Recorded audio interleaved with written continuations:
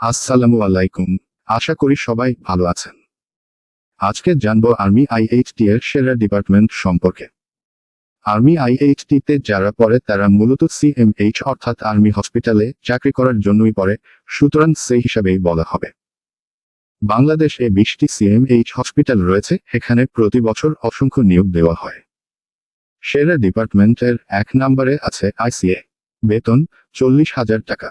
প্রতি বছর সিএমএইচ হসপিটালগুলোতে অসংখ্য আইসিএ নিয়োগ দেওয়া হয়। 2 নম্বরে আছে ওটিএ। বেতন 30,000 টাকা। প্রতি বছর সিএমএইচ হসপিটালগুলোতে অসংখ্য ওটিএ নিয়োগ দেওয়া হয়। 3 নম্বরে আছে ল্যাবরেটরি, রেডিওলজি এবং ফার্মেসি। বেতন 25,000 টাকা। প্রতি বছর সিএমএইচ হসপিটালগুলোতে অসংখ্য ল্যাব, রেডিও এবং ফার্মেসি নিয়োগ দেওয়া হয়। 4 নম্বরে আছে ফিজিওথেরাপি, ডেন্টাল এবং রেডিওথেরাপি। বেতন 20 থেকে 25,000 টাকা।